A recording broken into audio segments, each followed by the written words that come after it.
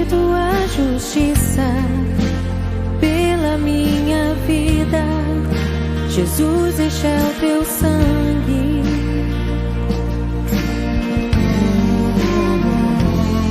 Tua cruz mostra a tua graça, fala do amor do Pai que prepara para nós um caminho para Ele, onde posso me achegar somente pelo sangue.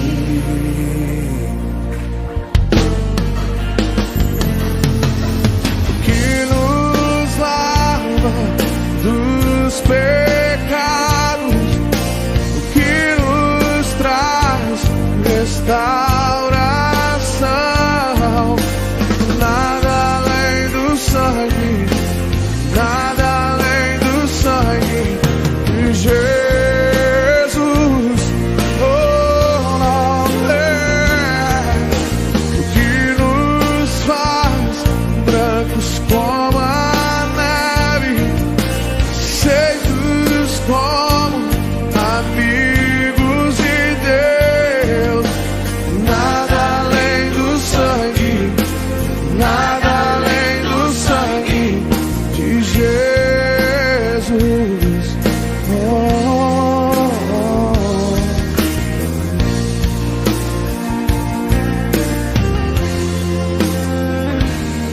Tua cruz mostra a tua graça, fala do amor do Pai que prepara para nós um caminho para Ele, onde posso me achegar Somente pelo sangue.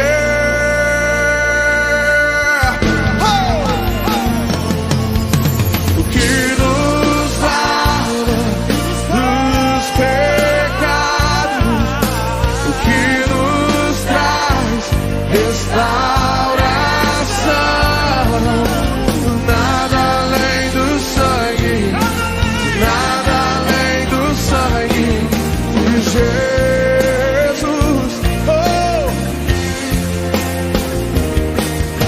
O que nos faz brancos como a neve, aceitos como amigos de Deus.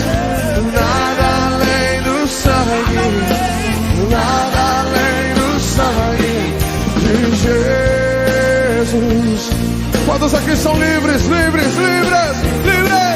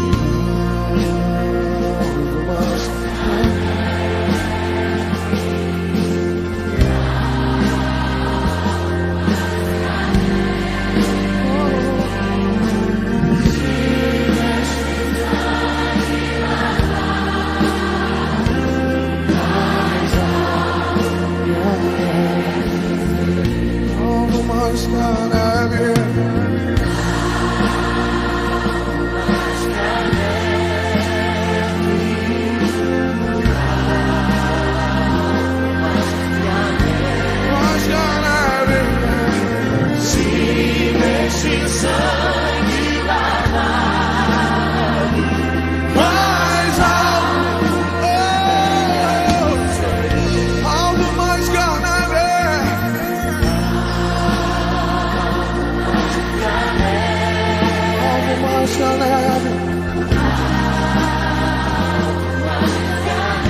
mais que a neve, mais que a neve. Se precisar me lavar,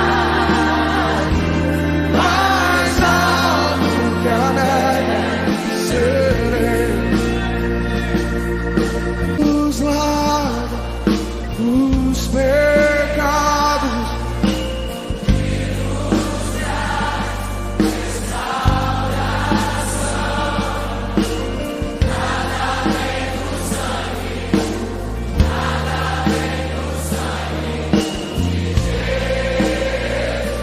brancos como a neve, brancos como que nos faz como a neve, secos, amigos, nada além do sangue, nada além do sangue de Jesus. Bom dia, meus irmãos. Nós estamos nos preparando já para iniciarmos o culto desta manhã, agradecendo já a sua presença, a sua participação, o privilégio de chegar até a sua casa e estarmos juntos, glorificando a Deus, louvando ao Senhor de todo o nosso coração. Nesta manhã, como nós fazemos todos os domingos, nós estamos em culto, agora às 9 horas da manhã, e logo depois a sequência com a escola bíblica dominical. Hoje nós estamos com o tema de unidade, faz-nos um, pois nessa manhã nós teremos também, de forma especial, a celebração da ceia do Senhor. E queremos iniciar já lendo a palavra de Deus em o Salmo de número 133, traz para nós exatamente esta ideia ou esse tema da qual nós estamos abordando durante os próximos minutos. O Senhor faz-nos um. O texto sagrado diz assim: ó, quão bom e quão suave é que os irmãos vivam em união. É como óleo precioso sobre a cabeça, que desce sobre a barba de Arão, e que desce a orla das suas vestes, como o orvalho de Hermon, e como que desce sobre os montes de Sião, porque ali o Senhor ordena a bênção e a vida para sempre. Esse primeiro texto da palavra de Deus encontramos aqui no Salmo 133, e eu li do versículo 1 até o versículo de número 3. Glorificado seja o nome do Senhor por esses momentos que iremos passar juntos. Nós iremos orar ao Pai Celeste, pedindo a graça de Deus, a bênção de Deus por esse início de culto.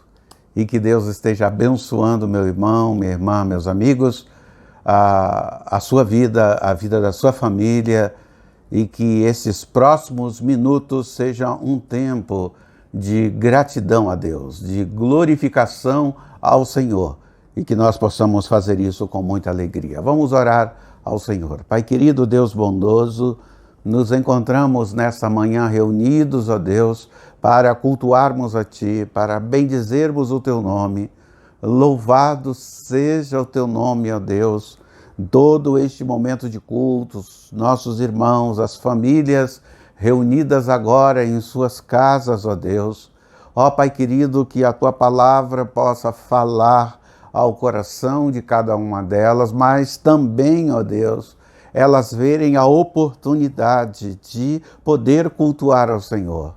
Saber que o Senhor está cuidando, o Senhor está mandando o alimento espiritual, É importante nós termos esta visão, ó Deus, quando nós usamos este canal, quando nós usamos deste expediente, ó Deus, para sermos instrumento nas tuas mãos.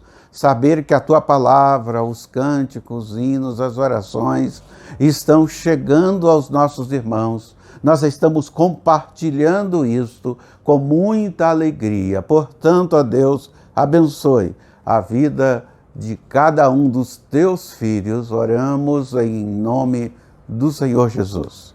Amém. Graças ao Pai Celeste que nós podemos conversar com Ele. Vamos louvar a Deus, vamos glorificar ao Senhor. E o primeiro cântico que nós estaremos louvando ao Senhor é um hino de saudação.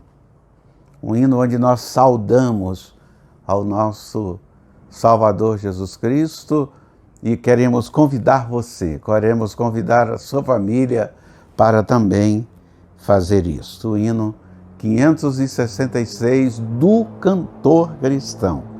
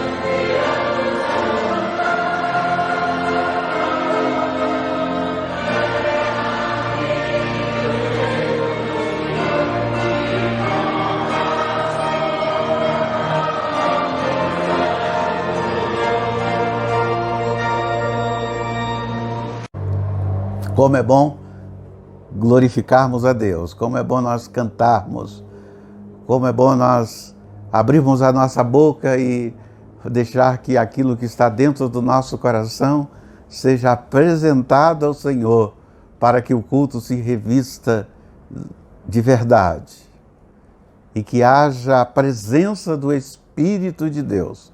É importante sabermos disso.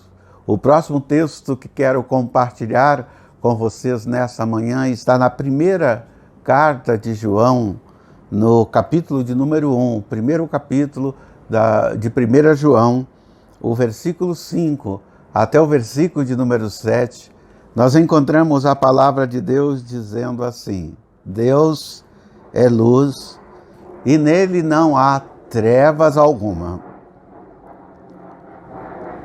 se dissermos que temos comunhão com Ele e andamos em trevas, mentimos e não praticamos a verdade. Mas se andarmos na luz, como Ele na luz está, temos comunhão uns com os outros. E o sangue de Jesus Cristo, o seu Filho, nos purifica de todo o pecado. Esse é um dos textos que nos leva à unidade do tema que nós estamos trabalhando, que nós estamos estudando nesta manhã, quando desejamos ser um em Cristo Jesus. E nós pedimos, faz Senhor, nos um. Faz o Senhor que sejamos um corpo, que haja unidade nesse corpo. Hoje, quando a igreja aqui, o culto presencial, está celebrando a ceia do Senhor, não tem como nós não desejarmos esta unidade, para que o culto revista de um significado grandioso, de um significado maravilhoso. E nós estaremos ainda glorificando ao Senhor, louvando a Deus com mais um cântico, enquanto nós louvamos ao Senhor aqui no culto presencial do templo. Nós damos também oportunidade para os irmãos dedicarem os seus dízimos e as suas ofertas. Você que está em casa também já poderá pensar em estar dedicando o seu dízimo e a sua oferta, oferecendo ao Senhor, procurando um dos nossos irmãos tesoureiros ou o nosso vice-presidente, para que você possa entregar o seu dízimo também e fazer isto com muita alegria. O hino 574, agora do Inário para o Culto Cristão, nós continuamos pensando no tema em que nós estamos abordando nessa manhã, quando nos preparamos para a celebração da ceia do Senhor, um só rebanho. E nós queremos cantar isto com alegria, cantar esse cântico com contentamento. Aqui no templo, os irmãos estarão vindo à frente, dedicando os seus dízimos e as suas ofertas. Você aí em casa, desde já, também colocando diante do Senhor, dizendo: Senhor, o meu dízimo já está aqui separado, já separei o meu dízimo, já separei a minha oferta, e eu quero também dedicar ao Senhor, e nós queremos orar por você que dedicou esse dia aí na sua casa, você dedicou o seu dízimo e a sua oferta, e nós vamos orar, agradecendo a Deus por esta decisão que você tomou. Portanto, nós estaremos glorificando ao Senhor. 574 do Inário para o Culto Cristão.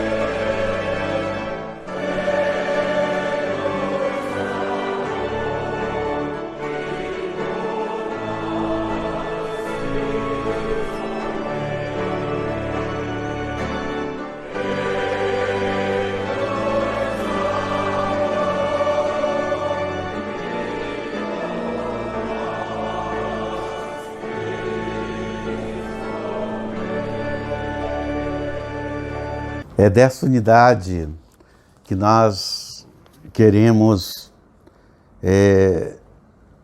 estar preparados para recebermos a mensagem agora, a mensagem bíblica, a mensagem da palavra de Deus, e já nos preparando também para a participação da ceia, comendo o pão, tomando do cálice. E nós queremos agora trazer para você informações que tragam alegria para o seu coração quando você tiver na sua mão o pão, tiver na sua mão o cálice, glorificando e bendizendo o nome do Senhor. Em 1 Coríntios, no capítulo 11, desse texto maior, do versículo 17 até o versículo de número 34, trabalha para nós exatamente esta ideia maravilhosa, a ideia de colocarmos o nosso entendimento, a nossa compreensão diante do Senhor. E no versículo 17 de 1 Coríntios 11 diz: nas instruções a seguir, porém não posso elogiá-los, pois quando vocês se reúnem, fazem mais mal do que bem. Olha só como o texto sagrado inicia aqui, dizendo da importância de nós participarmos da ceia do Senhor dignamente, ou sabermos o que nós estamos fazendo. Quando nós fazemos de forma displicente, quando nós fazemos de uma forma que não agrada ao Senhor, ao invés de fazer bem, faz mal. Olha só como é bom nós observarmos o que a palavra de Deus tem para nós, no sentido de glorificarmos o nome do Senhor. Por isto que neste capítulo, o versículo 28, eu já vou chamar a sua atenção para o versículo de número 28, diz o que nós devemos fazer, como nós devemos nos portar quando nós vamos participar da ceia do Senhor. O versículo 28 diz: portanto, examine-se antes de comer o pão e beber do cálice, pois se comer o pão ou beber do cálice sem honrar o corpo de Cristo, comem e bebem julgamento contra si mesmos. Olha, tanto o primeiro versículo como destaco aqui o versículo de número 28, para pensarmos sobre a importância de termos certeza, convicções, quando nós cultuamos, quando nós fazemos alguma coisa, quando nós ensinamos que estamos aqui cumprindo a palavra de Deus, porque esta é uma ordem, é uma orientação de Jesus Cristo para nós precisamos ter esse entendimento, nós precisamos ter esta compreensão para que o nome de Deus seja glorificado acima de todas as coisas. E você pode ler todo esse texto sagrado que enunciei para você, e eu vou destacando aqui durante a mensagem estes versículos deste texto sagrado. A primeira coisa que nós estamos diante de uma orientação, nós estamos diante de uma ordem do Senhor Jesus. Por isso que nós chamamos a ceia de ordenança, porque é uma ordem de Deus, dizendo que nós devemos fazer isto. E nós recebemos isto de Jesus Cristo. Foi o Senhor Jesus que nos orientou que nós pudéssemos comer o pão e que nós pudéssemos beber do cálice. Então, tendo aqui uma ciência muito clara da importância que isto tem para nós, e quando nós, a Igreja Batista, o povo batista, participa da ceia do Senhor, é importante também nós lembrarmos que estamos seguindo a orientação da declaração doutrinária que nós temos da Convenção Batista Brasileira. A orientação doutrinária da Convenção Batista Brasileira, no seu artigo de número 9, olha como declara esta declaração doutrinária. O batismo e a ceia do Senhor são as duas ordenanças da Igreja, estabelecida pelo próprio Jesus Cristo, sendo ambas de natureza simbólica. Eu estou lendo aqui a declaração doutrinária nossa, no artigo de número 9, que fala exatamente sobre esta ordem do nosso Senhor e Salvador Jesus Cristo. Nesta declaração diz que a ceia do Senhor deve ser celebrada pela Igreja até que Cristo volte. E a sua celebração pressupõe que a pessoa que vai participar já se submeteu ao batismo que Jesus ordenou, ao batismo bíblico. Por isso, o último texto, o último versículo 28, que nós lemos do texto sagrado, fala para examinar. Diz para nós, você está em condição? Você já desceu as águas do batismo? Você já aceitou Jesus Cristo como Senhor e como Salvador? Você reconhece o sacrifício de Jesus Cristo na cruz do Calvário? Você entende que isto é significativo, importante para a sua história de vida cristã? Todas essas questões são colocadas para nós. E aqui, olhando esse texto sagrado que nós colocamos para vocês nesta manhã, nós podemos observar aqui a origem histórica e o significado da ceia do Senhor, como ela começou e como é o seu significado.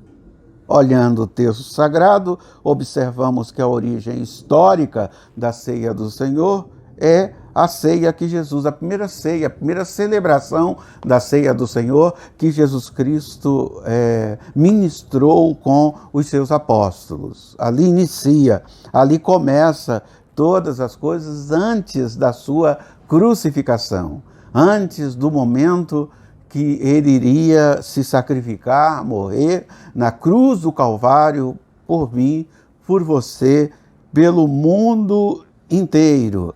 É importante nós observarmos. Uma outra coisa que eu destaco ainda nessa manhã, em termos de origem, é dizer para vocês que do Gênesis ao Apocalipse, o alvo de Deus tem sido levar o seu povo à comunhão com Ele. Esse é o alvo de Deus. E esse é um objetivo pelo qual a ceia também foi celebrada e recebemos a orientação de praticarmos isto enquanto peregrinos aqui na terra. É tão bom nós experimentar esta comunhão. É tão bom nós sabermos que esta é uma ordem de Jesus Cristo. E melhor ainda é sabermos que nós estamos obedecendo aquilo que o Senhor tem falado ao nosso coração. A segunda situação, a primeira situação que eu coloquei aqui é a questão da origem e o significado da ceia, que eu acabo de passar para você. A segunda situação aqui é o entendimento e a compreensão que os cristãos, nós, crentes em Jesus Cristo, participamos da ceia do Senhor, sendo este um ato de família reunida. A igreja é uma família, é a família que Deus nos colocou. É a família espiritual. E é tão bom nós termos esta ideia da igreja como família, como um ato daqueles que um dia acreditaram, aceitaram a Jesus Cristo como Senhor e como Salvador. E é importante observarmos isto. As pessoas que ainda não são crentes em Jesus Cristo precisam aceitar a Jesus Cristo como Senhor e como Salvador para ter condições, para reunir condições de participar da ceia do Senhor. Quem não é membro de uma igreja cristã, de uma igreja evangélica, de uma igreja que tem Jesus Cristo como cabeça da igreja, se ele não aceitou e se ele ainda não se tornou membro de uma igreja evangélica, e aqui falamos de uma igreja batista, porque somos batistas, não deve participar, senão está participando de forma indigna, ou seja, sem conhecimento, sem ter a autoridade dada por Deus para que isto possa acontecer e o nome de Deus ser glorificado acima de todas as coisas. É importante também, mesmo diante de toda esta orientação, a ceia da qual nós celebramos, nós não celebramos uma ceia secreta. As pessoas podem assistir, é um culto que nós prestamos ao nosso Deus. E entendo que a ceia do Senhor é um dos momentos mais especiais para termos visitantes no nosso meio. Pessoas que ainda não são crentes em Jesus Cristo, ainda não tomou a decisão de aceitar a Jesus Cristo como Senhor e Salvador. O culto da ceia é um lugar para que eles estejam, para que eles compreendam, para que eles entendam ordens expressas de Jesus Cristo para conosco. Eu quero ainda chamar a sua atenção para o versículo de número 18 do texto que anunciamos para vocês, quando nós temos um substantivo sendo colocado em evidência na leitura desse texto, que é igreja. O substantivo igreja é colocado no texto. Olha só o versículo 18, o que diz: quando vocês se reúnem como igreja. Aí nós nos reunimos como igreja e participamos da ceia do Senhor. A igreja é o corpo de Cristo, a assembleia dos seguidores do nosso Senhor e Salvador Jesus Cristo, aqueles que se arrependeram dos seus pecados e que abandonaram ídolos, porque há um só Deus, um só Senhor, a quem nós devemos seguir, a quem nós devemos prestar culto. Nós não devemos dividir o nosso culto com outros deuses, colocar a nossa fé em Jesus e saber que os nossos pecados são perdoados por Ele. E quando tudo isso acontece, Ele nos dá um presente, o presente de uma salvação eterna em Cristo Jesus. Louvado seja Deus por isso, e é tão maravilhoso quando nós temos essas convicções.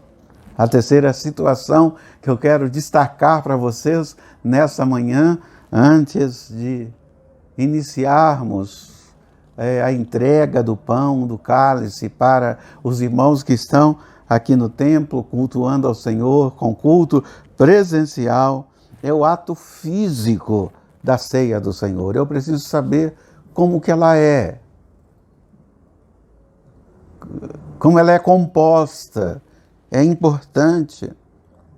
Quando nós pegamos o pão, ou sobre o pão, esse elemento físico, é interessante que não existe nada de extraordinário ou especial. O pão em si é um pedaço de pão comum, daquele que nós tomamos café, daquele que nós alimentamos no dia a dia. É desse pão que nós usamos para que seja entregue na hora da celebração da ceia da ceia do Senhor. E depois nós temos o cálice. A única afirmação a respeito do que estava no cálice é feita no Evangelho de Mateus, no capítulo 26 e versículo 29. E é tão bom nós lermos esse texto, porque ele quebra alguns paradigmas, ele quebra algumas situações, às vezes que a pessoa, não, a ceia tem que ser só assim, só dessa forma, só dessa maneira. Olha só o que o texto sagrado coloca no sentido de esclarecimento. Que cálice é esse? Olha só, e digo-vos que, desde agora em diante, não bebereis deste fruto da videira.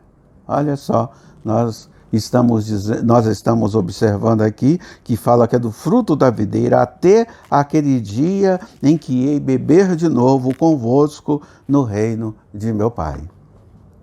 Então, usar o suco de uva como nós usamos, ou usar o vinho, cada um usa o que acha que é necessário, tanto um como o outro é fruto da videira. E nós usamos o suco de uva com um propósito, por amor, porque nós amamos todos que estão conosco, que vão participar da ceia do Senhor. E nós tivemos muitas pessoas resgatadas pelo sangue do Cordeiro, que antes eram alcoólatras e que agora são crentes em Jesus Cristo. E eles sabem que não pode colocar álcool, isso é uma enfermidade, isso é uma enfermidade que precisa ser cuidada. E a forma de cuidar é não beber bebida alcoólica. Então nós não usamos vinhos por causa disso. Usamos o suco de uva para ter certeza que o meu irmão vai ser abençoado. Para ter certeza que todos estarão sendo abençoados. Então, a ceia do Senhor, ela aqui no texto é chamada de o fruto da videira. E é importante nós sabermos isso. A ceia é realizada com o fruto da videira. Não é com Coca-Cola, não é com refrigerante, não é com outro tipo de bebida. É fruto da videira, e nós vamos fazer assim até que Cristo volte, porque esta é uma orientação que vem para nós, e em demonstração de amor nós temos usado o suco de uva.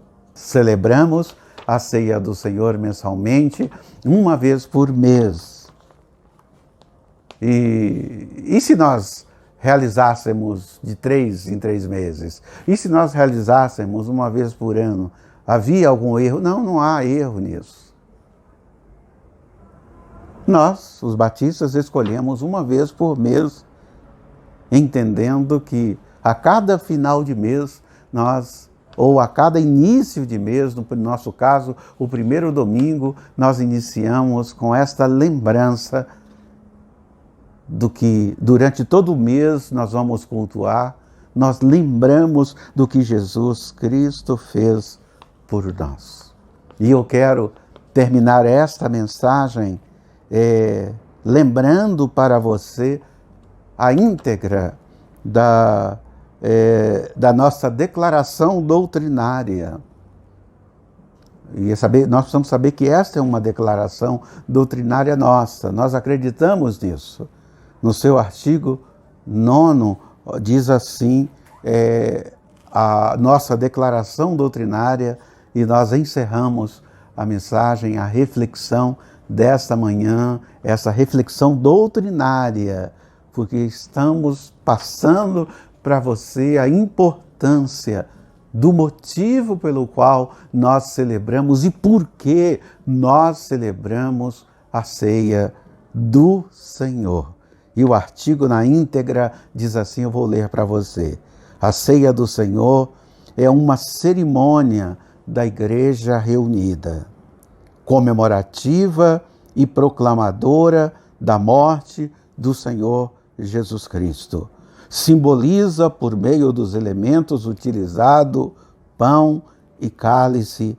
Nesse memorial, o pão representa seu corpo para nós no Calvário, e o cálice simboliza o seu sangue derramado. A ceia do Senhor deve ser celebrada pelas igrejas até a volta de Cristo, e sua celebração pressupõe o batismo bíblico e o cuidadoso exame íntimo dos participantes. E é exatamente esse cuidado que nós estamos tendo agora. Este é o cuidado que nós estamos tendo no sentido de refletirmos aquilo que o Senhor tem por nós. Que Deus esteja abençoando o seu dia, meu irmão, minha irmã, meu amigo, e saber da importância de, primeiro, conhecer a Jesus Cristo. Segundo, aceitá-lo como Senhor e como Salvador da sua vida. Depois, ter o desejo ardente de conhecer mais a respeito de Deus através da Bíblia, do estudo da Bíblia. E que nós, com muita alegria, temos feito isto, nós, os batistas, temos ensinado a Bíblia. E ensinamos que a Bíblia é a única regra de fé e de prática.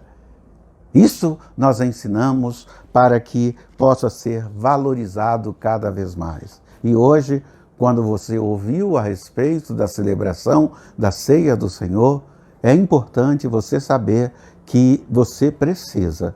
Se você ainda não é membro da igreja, você deve se tornar membro da igreja. Se você não é ainda batizado, você deve se batizar para ter o privilégio também de participar da ceia do Senhor Jesus. É tão bom quando nós podemos fazer isto com muita alegria, com muita dedicação e o nome de Deus sendo glorificado acima de todas as coisas. Vamos encerrar orando ao nosso Deus. Pai querido, Deus bondoso, eu quero te agradecer, Senhor, porque nesta manhã, ó Deus, nós aprendemos, nós recordamos, lembramos, ó Deus, de questões que diz respeito à nossa fé, diz respeito às nossas convicções. Portanto, derrame bênção e graça sobre esses irmãos aí nas suas casas, ó Deus. Ó Pai querido, logo nós teremos o privilégio e a bênção de tê-los conosco, ó Deus. De tê-los no templo também, juntos no culto presencial, onde nós podemos olhar nos seus olhos, onde nós podemos dar um sorriso, nós podemos receber de volta, ó Deus, este sorriso, e isso é tão bom, esta comunhão, essa família reunida, para que o Teu nome seja glorificado. Muito obrigado a Deus por este momento, por esse tempo de culto que passamos juntos. Nós oramos em nome do Senhor Jesus. Amém. Louvado seja Deus. Você vai ficar com o último cântico, que nós estaremos louvando ao Senhor, e logo depois dessa última música, desse último hino, que você estará glorificando ao Senhor, continue com a Escola Bíblica Dominical, estudando a Escola Bíblica Dominical, conhecendo esse assunto maravilhoso que está sendo tratado, falando sobre a importância da oração na nossa vida de crentes em Jesus Cristo. O pastor Eduardo está vindo aí com a Escola Bíblica Dominical, e que todos tenham um dia abençoado, uma semana abençoada, mas logo mais à noite, às 19 horas, nós estamos com um culto magnífico, maravilhoso, o culto de abertura da campanha de missões nacionais. O culto está lindo, você não deve perder por nada. Convide amigos, convide parentes, compartilhe. Você vai receber o link do culto à noite. Passe esse link para que outros também estejam vendo como nós nos importamos com o próximo, como nós queremos que as pessoas aceitem a Jesus Cristo como Senhor e Salvador. e esse culto de abertura da campanha de missões vai ser assim. Vocês aí em casa estará ouvindo a palavra do nosso diretor-geral, trazendo uma mensagem tremenda para o nosso coração. O pastor Brandão estará abençoando a sua vida grandemente, e também lá no templo, no culto presencial, nós estaremos também com esse lindo culto de abertura da campanha de missões nacionais.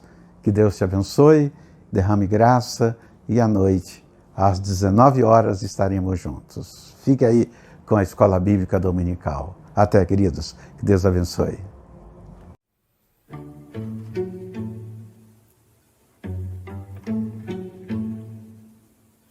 Situações nessa vida me fazem sentir que não sou forte a ponto de até resistir. Nesses terríveis momentos, os maus pensamentos me querem levar a um extremo de vida que meu equilíbrio se deixa enganar. Instantes que se prolongam tentando mudar tudo que já se fez novo, pois Cristo mudou.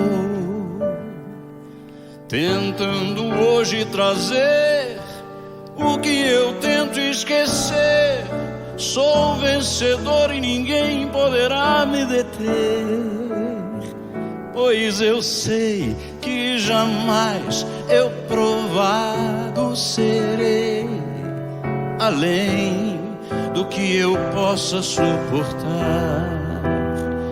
E se ainda eu cair e pensar que é o fim, Jesus me ergue e segue junto a mim.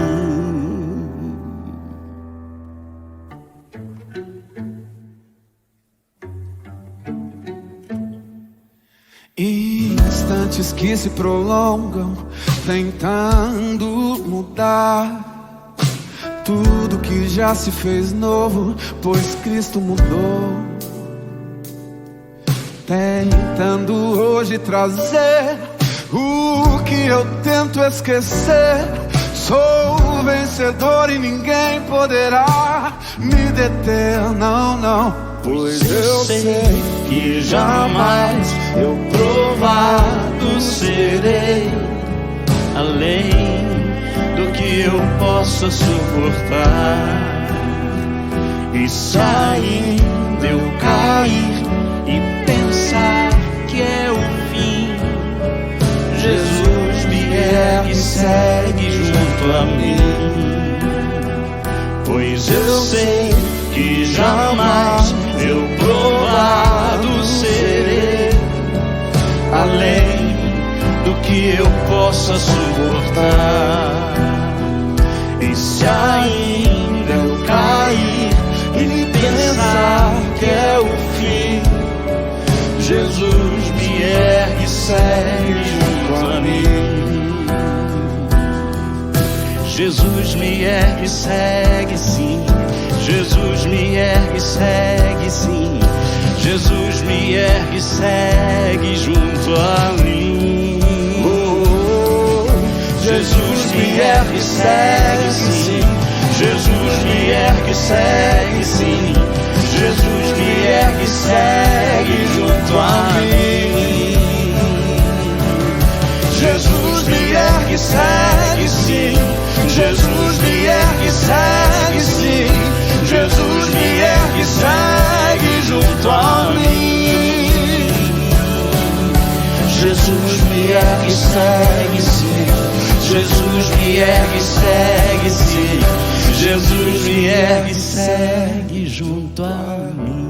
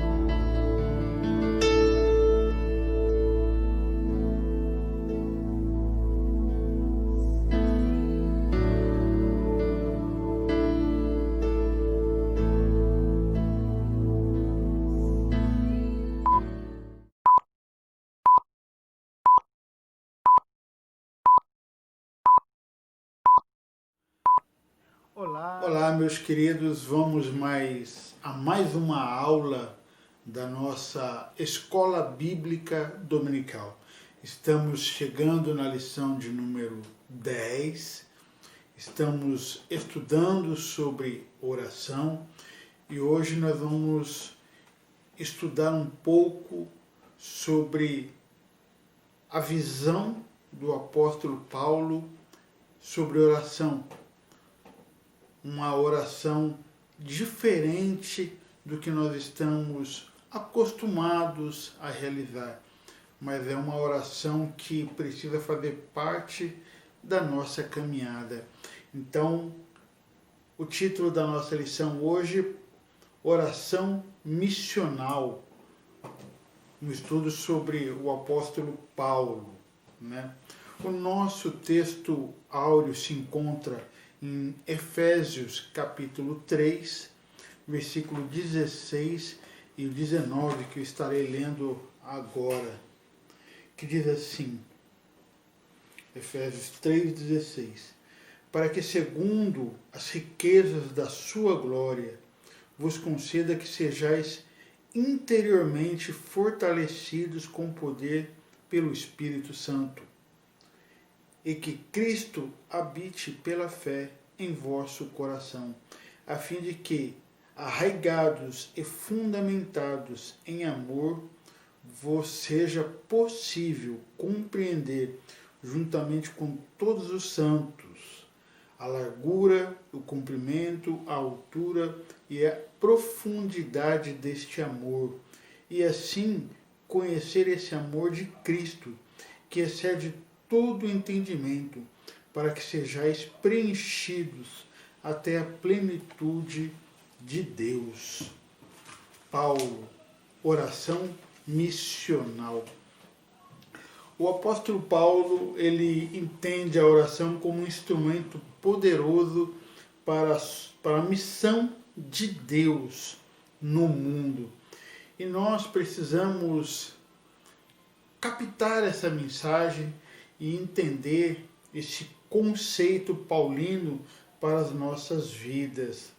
Ele agradece a parceria de oração. Paulo, todas as cartas que ele escreve, principalmente essa de Efésios, que nós acabamos de ler, ele sempre está agradecendo a parceria na oração.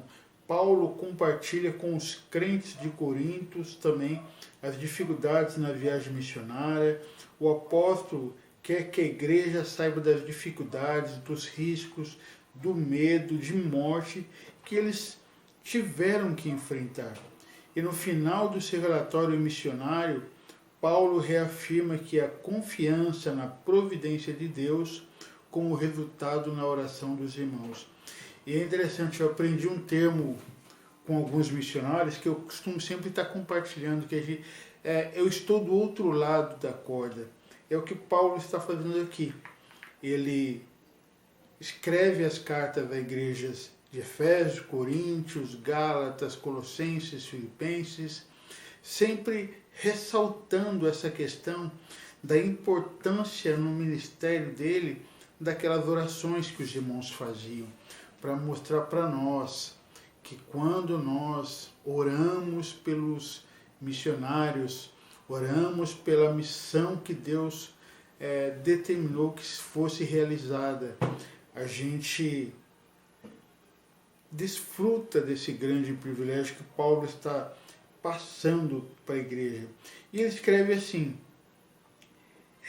em 2 Coríntios, capítulo 1, versículo 10 e 11. E nele que esperamos, e ele ainda nos livrará com a ajuda também de vossas orações por nós, para que pelo favor que nos foi concedido, pela intercessão de muitos, também por muitos seja dada graças a nosso respeito, né? O apóstolo dos gentios não estava falando do conforto que sentiu quando soube das orações da igreja de Coríntios. Não. O apóstolo entende que a oração dos irmãos foi decisiva para superar os obstáculos que, do ponto de vista humano, não seriam possíveis. Paulo acreditava que, enquanto ele e seus companheiros estavam naquela jornada missionária, os crentes de Corinto estavam travando uma batalha por causa deles, né? A adoração dos irmãos produziram um profundo impacto no que estava acontecendo na vida daqueles irmãos que caminhavam com Paulo. Então Paulo acreditava que a oração é um instrumento de luta espiritual e convoca a igreja de Roma também para essa empreitada. E nos convida também, convida você, que muitas vezes não intercede pelos missionários, a rever os seus conceitos, a participar dessa luta, que é a nossa luta, a luta do reino de Deus. Então, quando a gente vê Paulo convocando a igreja de Roma, ele fala assim, em Romanos 15, versículo 30, rogo-vos, irmãos, por nosso Senhor Jesus Cristo e pelo amor do Espírito, que luteis juntamente comigo nas vossas orações em favor diante de Deus. O conceito que Paulo tinha a respeito da oração era bem diferente da maioria de nós hoje. As suas motivações eram motivações diferentes das nossas. Motivações que hoje que nós temos é orar pelas coisas que nós queremos. Paulo orava para lutar pelo Evangelho, para enfrentar as dificuldades, para não desistir no meio do caminho, lutar pelo progresso da missão que Deus deu a ele, né? A maioria das nossas orações, dos nossos dias, elas estão relacionadas com as nossas necessidades pessoais. Oramos por motivos sérios, como necessidade financeira, conflitos pessoais, enfermidades. Tudo isso é positivo.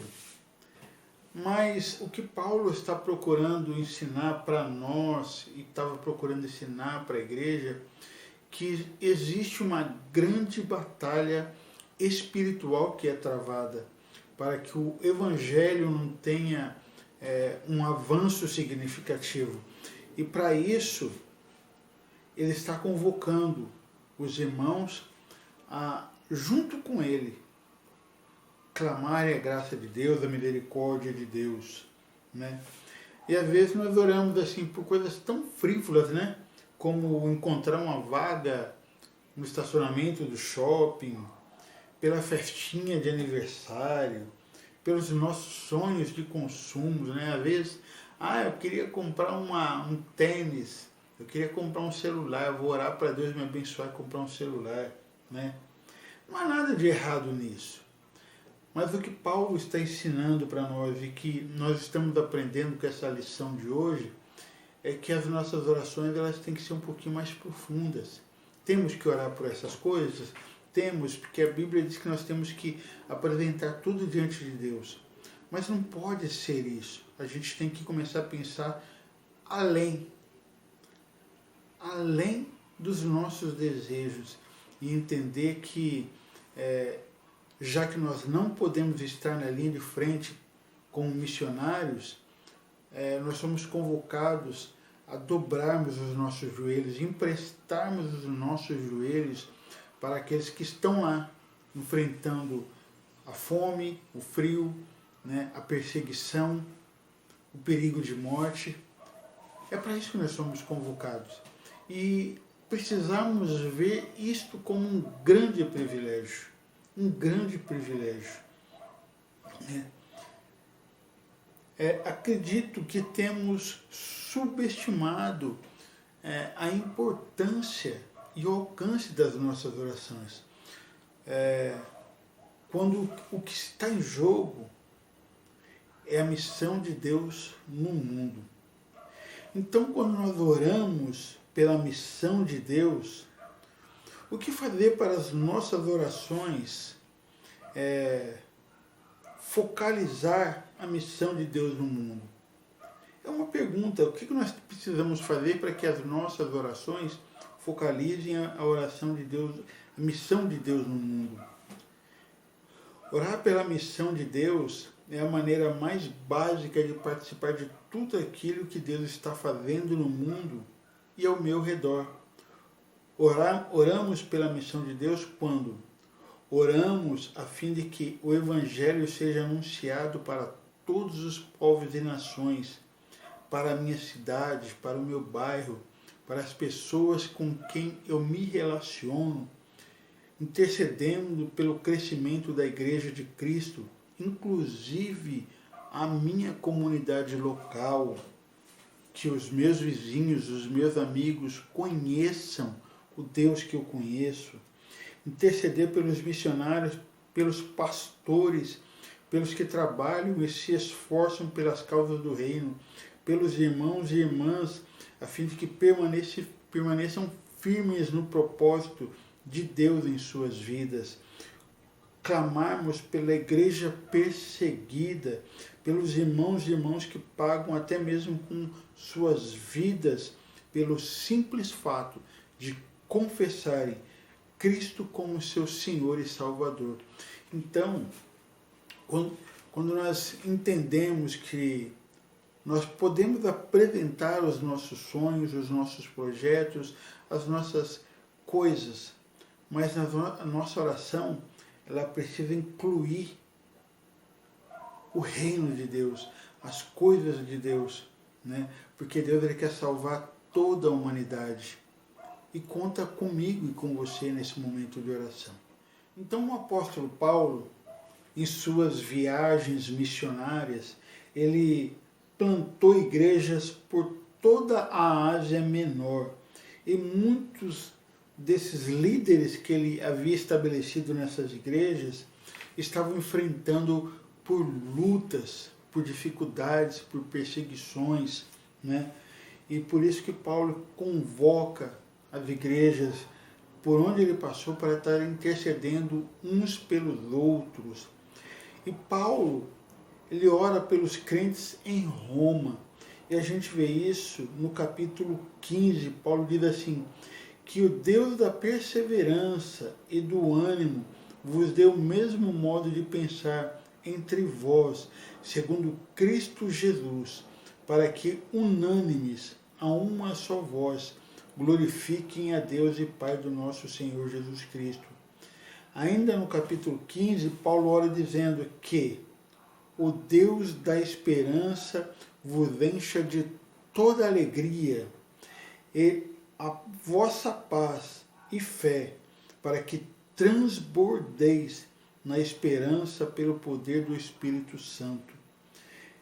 Embora a igreja de Roma estivesse começando a sofrer perseguição, muitos estavam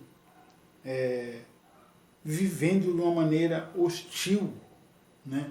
Porque as pessoas hostilizavam o cristianismo. Mas Paulo não ora pela segurança ou pela proteção deles. Isso que é muito interessante. A visão de Paulo era outra. Ele não se preocupava tanto com a segurança. Em vez disso, a primeira coisa que Paulo pedia era pela unidade dos irmãos. E na segunda, pela alegria e paz. Porque Paulo acredita que tanto a unidade quanto a esperança seriam decisivos para o fortalecimento e testemunho da igreja na cidade. Paulo sabia que quando os estrangeiros vissem a unidade da igreja, eles seriam atraídos para Cristo. Olha como isso é importante que Paulo escreve para a igreja de Roma, que eles fossem unidos. Para quê? Para que as pessoas observassem a maneira como uns cuidavam dos outros, como uns se preocupavam com os outros, tanto em oração como em ação, e essas pessoas quisessem conhecer a Cristo através delas, né? E na segunda oração, Paulo ora por alegria e paz em meio ao tumulto de suas vidas, né? Para que transborde de esperança. Pessoas que têm esperança em tempos difíceis são mais atraentes do que aqueles que perderam a esperança.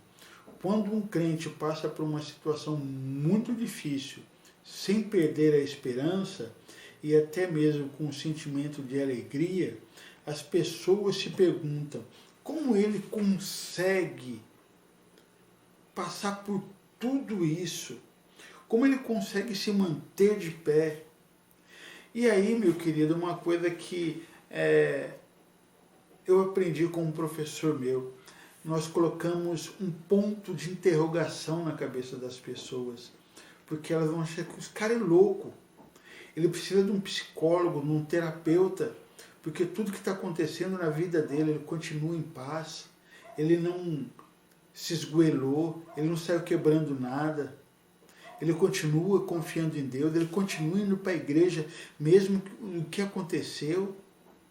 Nós colocamos um ponto de interrogação na vida das pessoas, na cabeça das pessoas, quando elas olham para nós e veem que a nossa esperança está no Senhor, que fez os céus e a terra.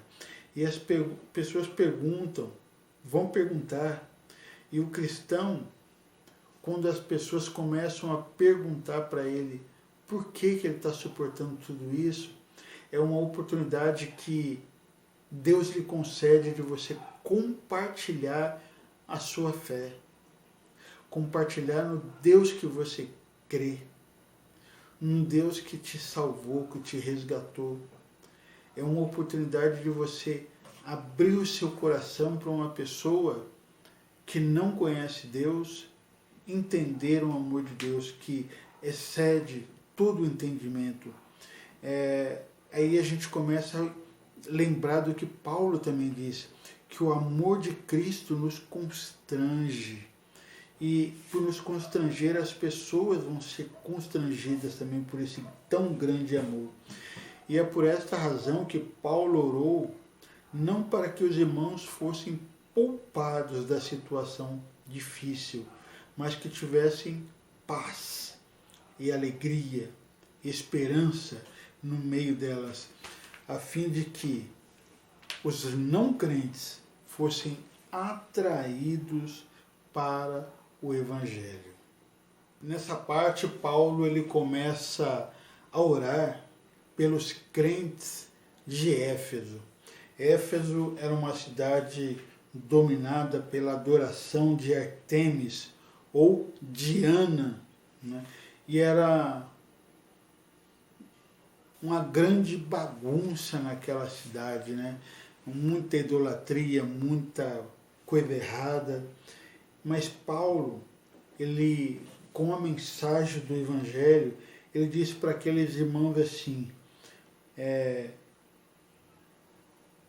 para que Deus, Pai do nosso Senhor Jesus Cristo, Pai da glória, vos dê espírito de sabedoria, de revelação, de pleno conhecimento dele, sendo iluminados os olhos do vosso coração, para que saibais qual é a esperança do chamado que ele vos fez, quais são as riquezas da glória da sua herança nos santos, e qual é a suprema grandeza do seu poder para conosco, os que cremos segundo a atuação da força do seu poder. Paulo, em vez de orar por proteção, ele ora para que os olhos daqueles irmãos, os olhos do entendimento, de sabedoria, fossem abertos para eles entenderem a vontade de Deus para a vida dele. E no capítulo 3, Paulo ora novamente para que, segundo as riquezas da sua glória, vos conceda, sejais interiormente fortalecidos com poder pelo seu Espírito, e que Cristo habite pela fé em vossos corações. Né? A gente vê isso em Efésios 3,16. Esta oração é missional, cujo foco, a despeito de tudo, é o desenvolvimento da pessoa, do seu caráter, do aprofundamento da sua experiência com Deus. Porque quando uma pessoa ela tem um encontro real e verdadeiro com Deus, ela suporta situações que uma pessoa normal não suportaria.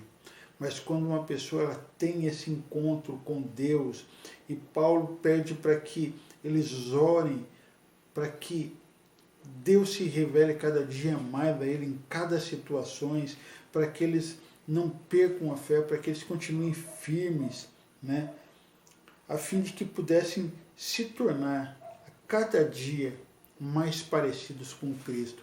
Então, quanto mais a gente conhece Deus, mais a gente se parece com o Senhor Jesus Cristo. E Paulo ele continua orando pelos irmãos da igreja de Filipos.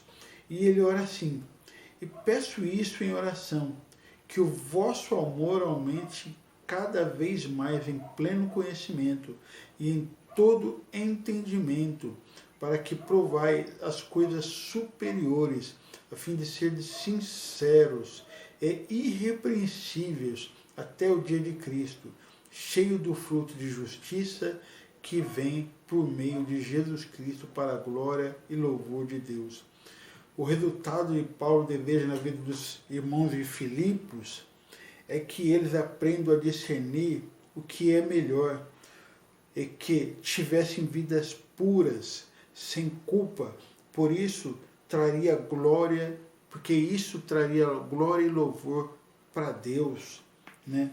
Então, sendo assim, meus queridos, quando você for orar por alguém, sugiro que utilize alguns princípios, né? Não olhe apenas pelo aspecto mais óbvio da situação. Em vez disso, inicie buscando Deus a respeito de uma visão mais ampla da situação e da vontade de Deus. Porque às vezes a gente ora por uma cura, ora por uma viagem, ora por um desemprego, alguma outra situação, e a gente precisa aprender a orar mais profundo para entender o que Deus está permitindo acontecer toda essa situação, para que Deus se mostre àquela pessoa, para que ela se sinta fortalecida no Senhor. Então, nossa oração ela precisa ter esse foco. Não ore tanto pelos resultados, mas focalize sua oração também no processo. Ore por desenvolvimento espiritual e pelos frutos na vida de quem precisa de intercessão. Ou seja, quando você está orando por alguém,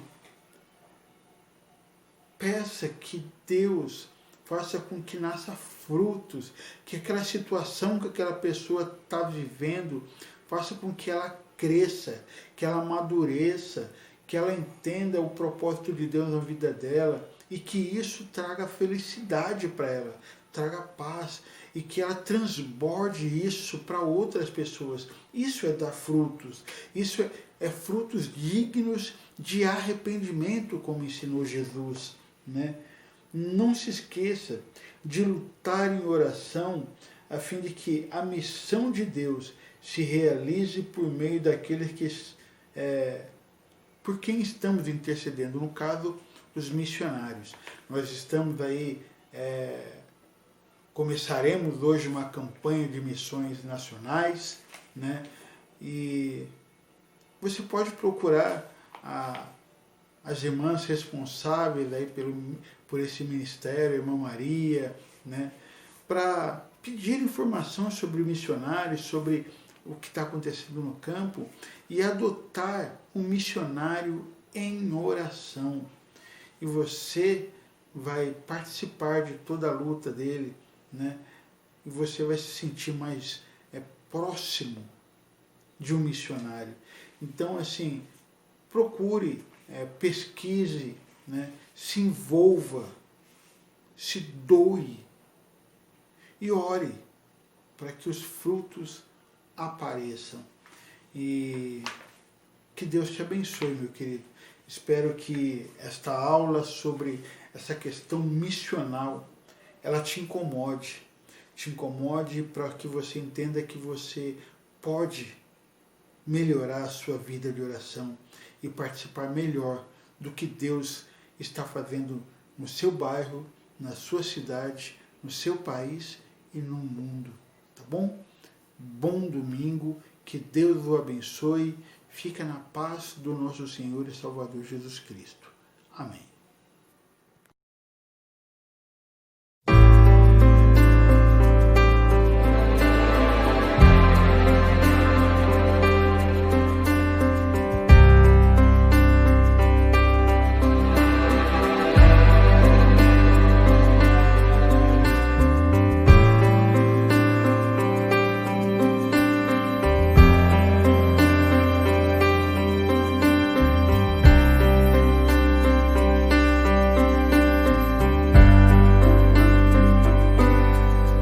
Em fervente oração veio teu coração na presença de Deus derramar, mas só podes fruir o que estás a pedir quando tudo deixares brotar.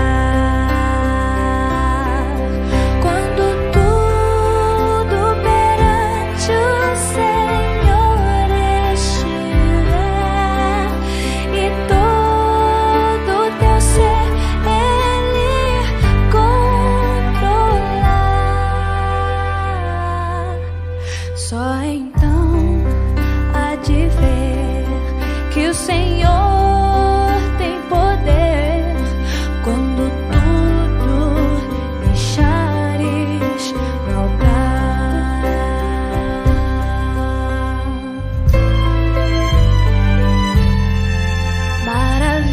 Maravilhas de amor te fará o Senhor, atendendo a oração que aceitar. Seu imenso poder te fará socorrer quando tudo deixares brotar. Quando tudo perante o Senhor estiver e todo teu ser Ele controlar,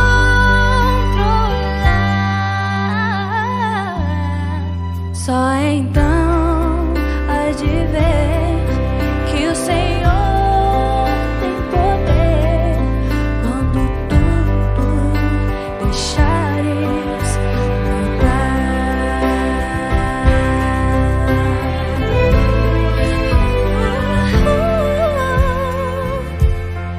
Se orares por